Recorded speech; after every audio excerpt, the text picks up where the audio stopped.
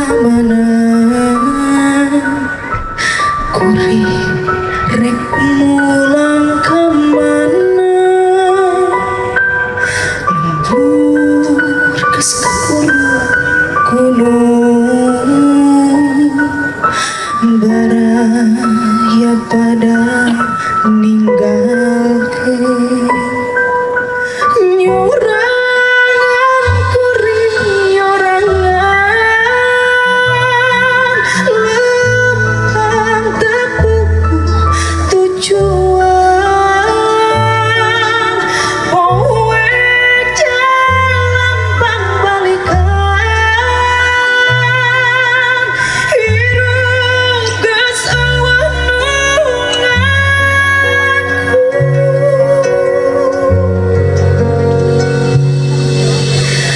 Gusti kuring lare kumawasa anjeun matur angin segan ieu diri metelingan saban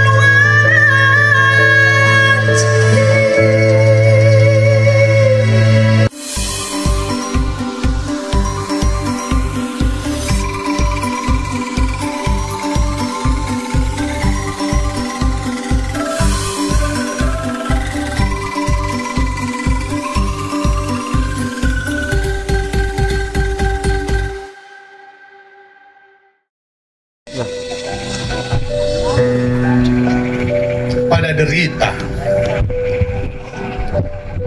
Ketika Pandawa bermain dadu, bukan hanya waktu yang hilang, namun juga harga diri. Harga diri dan masa depan kita. Karena seluruh Adam telah kau pertaruhkan. Kau pertaruhkan hidup walau kehilangan akal sehat. Kau pertaruhkan adab walau kehilangan peradaban. Karena hasrat, apapun kau pertaruhkan. Pandawa terusir karenanya kekuasaan seperti perjudian berbagai harapan. Ketika dadu diletakkan sengkuni sebagai takdir, terasinglah Pandawa dari Amarta ke hutan kami Kiaka. Tak ada yang dapat menghindar dari impian. Tak ada yang dapat menolak godaan demi menguasai takhta. Tak ada yang lebih tersiksa selain kehilangan cinta. Tak ada yang lebih memilukan selain mengejar dunia.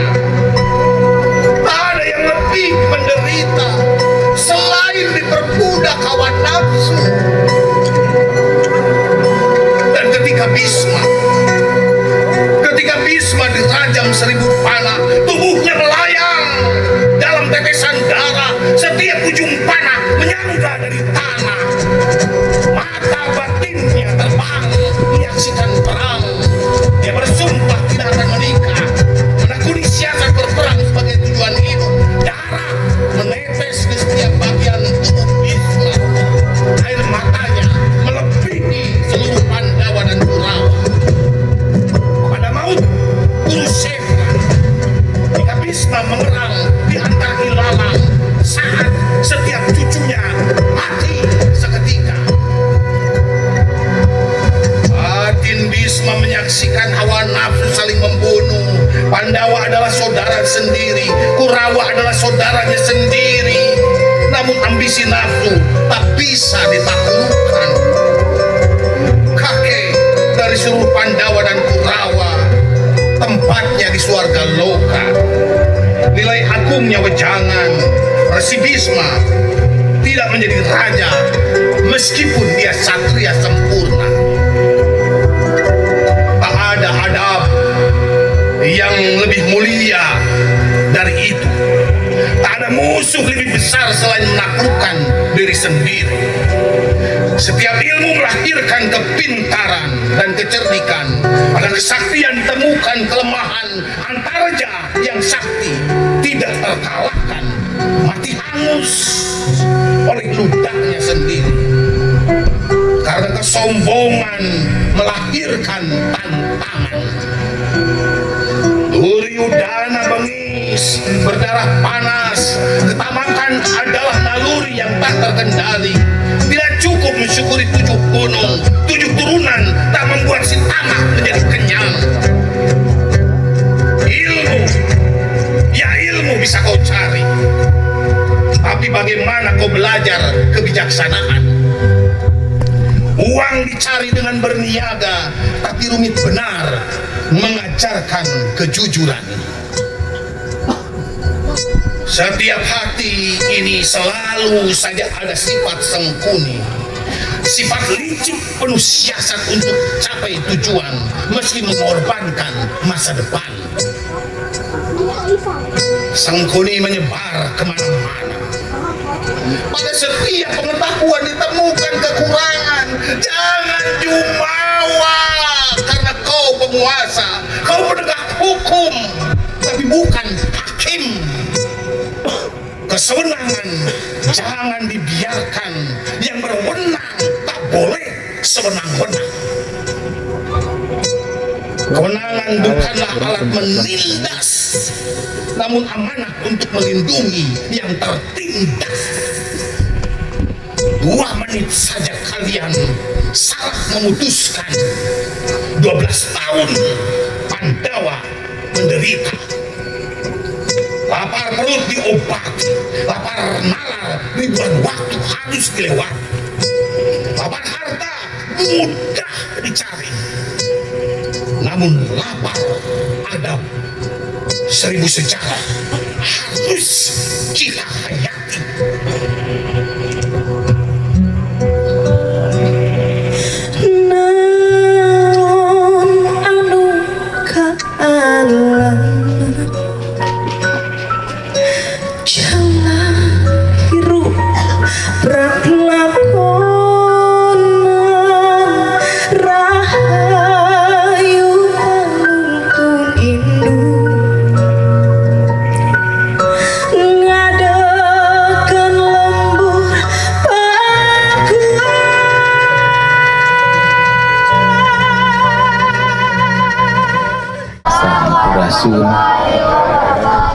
Terima kasih semuanya. Malam hari ini kita bersama-sama untuk duduk di sini dengan suasana yang sangat berbeda.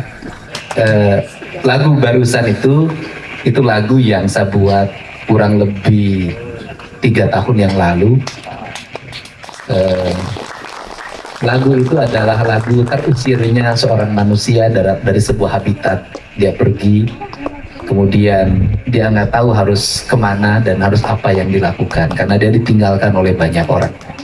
Kemudian dia pergi ke sini, kembali ke rumah ibunya. Dia melakukan sesuatu, dia nanam bunga, dia nanam pohon, dia bikin arsitektur kecil, dan kemudian terus dalam setiap hari mengisi waktunya, tidak pernah henti untuk menanam dan mengajak orang untuk berubah. Dan dari situ dia membangun peradaban kecil, dan peradaban kecilnya bernama Lembur Pakuan. Ini tempatnya. Saya ini orang yang sejak tahun 2003 itu memasuki fase yang orang tidak mengerti, yaitu memasuki fase di mana saya meyakini betul bahwa kepemimpinan yang terbaik di alam Sunda itu adalah kepemimpinan Kesiliwangian dan Kepajajaran.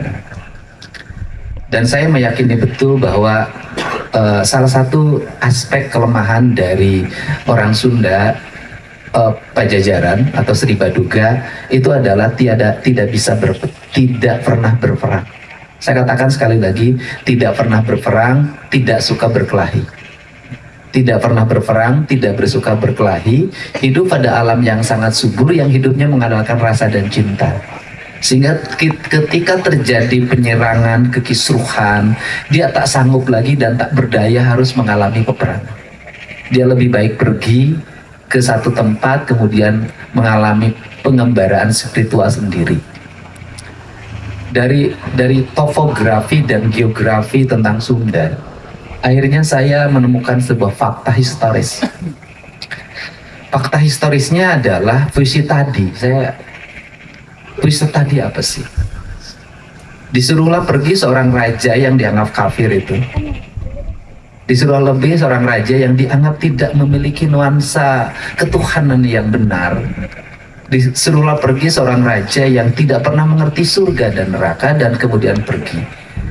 Kemudian masyarakat yang ditinggalkannya mengalami chaos berpikir, mengalami chaos spiritualitas, mengalami chaos dalam segala hal, terjadi kekacauan lingkungan yang luar biasa.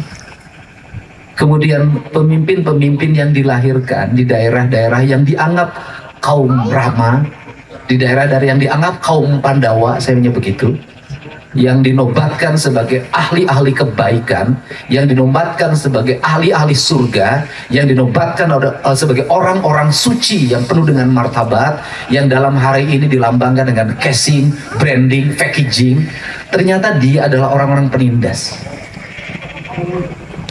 Dan riset saya menemukan bahwa di daerah-daerah tersebut terjadi ketidakadilan. Di daerah-daerah tersebut para pemimpinnya hebat-hebat, kaya-kaya, tapi rakyatnya jatuh miskin luar biasa.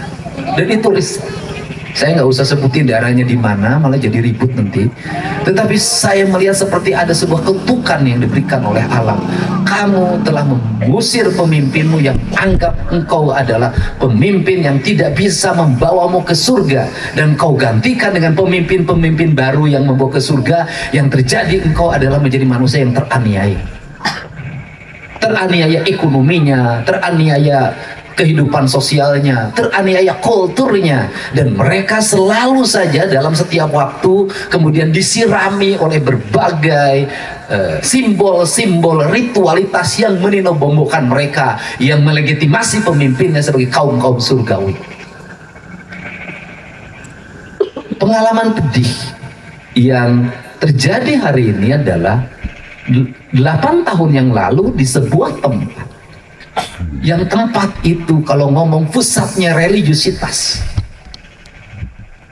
yang kalau ngomong tempat itu adalah pusatnya spiritualitas, kalau ngomong tempat itu adalah tempat yang seharusnya orang paling beradab dalam perilakunya, beradab dalam sosialnya, beradab dalam ikatan emosi kebatinannya, beradab dalam solidaritas hidupnya, beradab dalam ikatan yang sangat kuat. Tetapi apa yang kita dapatkan? Yang kita dapatkan adalah kekerasan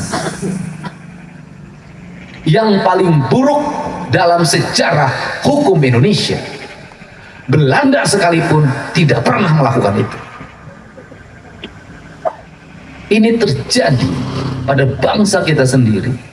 Ini terjadi pada sebuah wilayah di mana di tempat itu pernah ada menjadi pemimpin sebuah kelembagaan yang menobatkan diri sebagai seorang kaum santrinya luar biasa, tetapi kepemimpinannya tidak melahirkan peradaban. Yang terjadi adalah sebuah sistem kehidupan yang sangat barbar,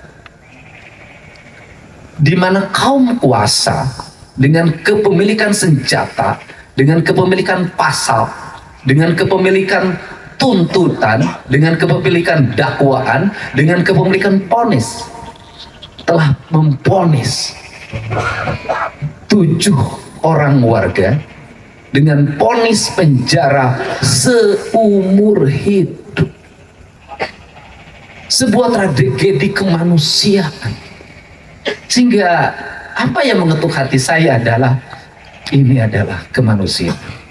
Walaupun dari sisi religiusitas dan semangat spiritual yang saya miliki, ini adalah sebuah kepedihan yang dilihat. Kau telah berubah haluan meninggalkanku, dan hari ini kau menderita oleh tokoh-tokoh yang engkau agungkan. Mungkin hanya saya yang tahu makna itu. Kenapa tidak orang ditangkap tanpa proses penyelidikan yang memadai, tanpa proses penyidikan yang memadai, tanpa proses berita acara yang memadai. Ditangkap, dimasukkan di dalam mobil, disiksa, disetrum, rokok dimasukin ke telinga, di atas kepala ada bekas kunci gembok, diinjak, diminta minum air kencing.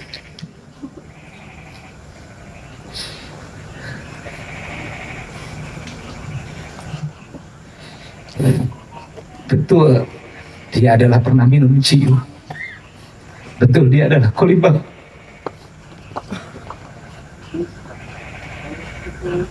Betul, dia adalah orang-orang hanya lulusan SD, lulusan SMP. Dia tidak bisa membayar pengacara mahal pada waktu itu.